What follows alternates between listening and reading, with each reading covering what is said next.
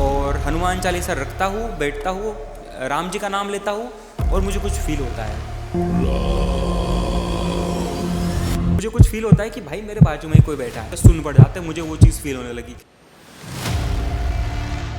लगभग एक हफ्ते पहले मैं नॉर्मली इंस्टाग्राम के रील्स को स्क्रॉल कर रहा था, जैसे आप सब लोग भी करते हो, और अचानक मेरे सामने एक रील आती है जिसमें कहा जाता है कि आप 11 बार लगातार हनुमान चालीसा का पाठ करो, आपको लाइफ में कुछ ना कुछ चेंज महसूस होगा। 11 बार हनुमान चालीसा का पाठ करते हो? तो मेरे दिमाग में एक आइडिया आया। अब देखो, मैं स्पिरिचुअली एक्टिव हूँ, बट इतना भी नहीं कि मेरी इतनी कैपेसिटी हो कि मैं 11 हनुमान चालीसा कंटिन्यू पढ़ सकूँ। बट मैं कंफर्ट जोन तोड़ने के लिए मुझे थोड़ा सा एक्सट्रीम लेवल पर खुद को लेके जाना था।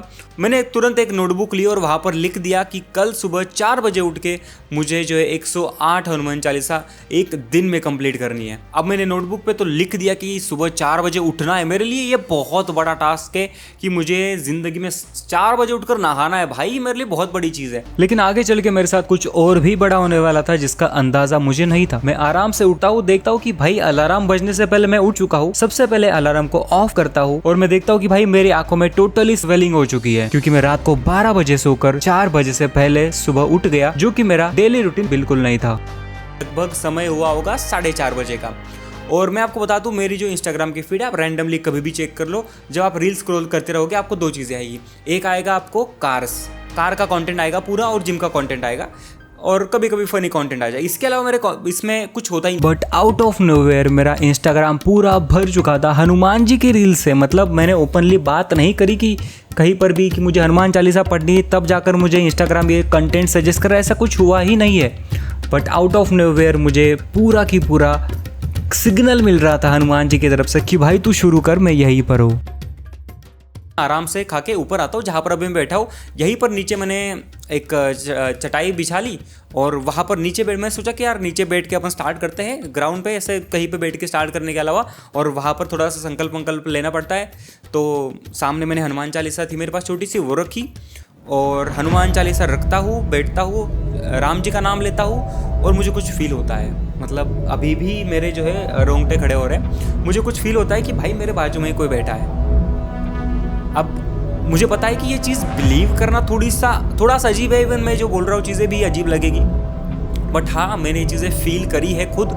मुझे वो प्रेजेंस महसूस हुआ है कि भाई हनुमान जी आकर बैठे कि भाई तू शुरू कर, मैं यहीं पे हूँ। तो मैं शुरू करता हूँ और लगभग आई थिंक 2 घंटे के आसपास में कंटिन्यू हनुमान चालीसा पढ़ता हूँ।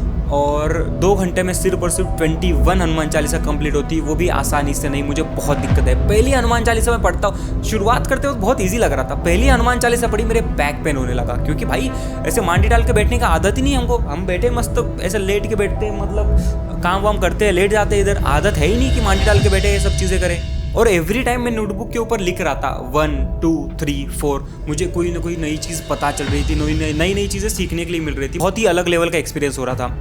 तो मैंने जो है 1 लिखा। भाई मुझे बैक पेन का पता चला कि मुझे बैक पेन हो रहा है, क्योंकि मैं हाथ जोड़ के हनुमान चालीसा पढ़ रहा था। अब आगे बताता हूँ ये ऐसा क्यों बोला हूँ मैं। दूसरी हनुमान चालीसा मैंने कंप्लीट करी, दूसरी हनुमान चालीसा कंप्लीट करी, तीसरी कंप्लीट करी, चौथी कंप्लीट करने तक मेरे जो है पैर जो है सुन्न पड़ गए।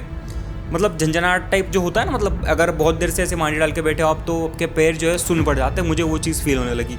भाई मुझे लगा कि अब 4-5 में मेरी ये हालत हो गई, 108 कैसे कंप्लीट होंगे भाई। बट मैंने कहा ना कि बाजू में कोई बैठा था, वो कंप्लीट करवा लेंगे। और अचानक से जो मैं हाथ जोड़कर हनुमान चालीसा पढ़ रहा था, मैं ऑटोमेटिकली शिफ्ट हो जाता हूँ साधु मुद्रा में। और कुछ ही समय बाद मैं नोटिस करता हूँ कि जो मेरा बैक पेन था वो कम्प्लीटली गायब हो गया। साथ ही में जो मेरे पैरों की झंझनाहट थी वो भी ठीक हो गई। तभी पता चला कि भाई साधु मुद्रा के पीछे भी साइंस है। लेकिन बात यहीं पर खत्म नहीं होती है, क्योंकि अब मेरी आंखें बंद हो रही है और मुझे नींद आ रही है बहुत जोरों से। बट मैं पूरी कोशिश करके 21 हनुमान चालीसा कंप्लीट करता और फिर जो होता है। बट अब एक नई दिक्कत आ जाती है कि थोड़ा सा मुझे कुछ काम भी था, बट मैं हनुमान चालीसा भी नहीं छोड़ सकता। तो मैंने एक चीज़ पहले से मैं इस चीज़ का थोड़ा सा रिसर्च किया था कि हनुमान चालीसा जो है आप ज़रूरी नहीं कि एक ही जगह पर बैठकर पढ़ रहे हो। आप नॉर्मली काम करते करते चलते फिरते भी आप हनुमान चालीसा पढ़ रहे हो तो कोई भी दिक्कत नहीं है। तो मैं अपना मस्त यहाँ पर काम करते करते हनुमान चालीसा का मेरा पठन चल रहा था। हाँ, एक चीज़ सबसे इम्पॉर्टेंट, हनुमान चालीसा मन ही मन में मैं नहीं पढ़ाऊँ, क्योंकि मतलब नहीं उस चीज़ का, वाइब्रेशंस क्रिएट कैसे होंगे अगर मन ही मन में मैं हनुमान चालीसा पढ़ रहा हूँ, मंत्र हुआ हनुमान चालीसा टाइप की जो चीज़ें हो गई, वो मन ही मन में पढ़ने का कोई मतलब ही नहीं है। तो ये सब चीज़ें मैंने कर ली, समय हो गया था, लगभग 1 बज गए थे और अब बची है अपनी 60 से ज़्यादा हनुमान चालीसा, लगभग 68 के आसपास मुझे कंप्लीट करनी है, जो कि अब आसान नहीं लग रहा था। जो एक दिन पहले मैं सोचा था 108 कोई दिक्कत नहीं, ये तो आराम से कंप्लीट हो जाएगी, अब मुझे थोड़ी सी मुश्किल जो है महसूस होने लगी।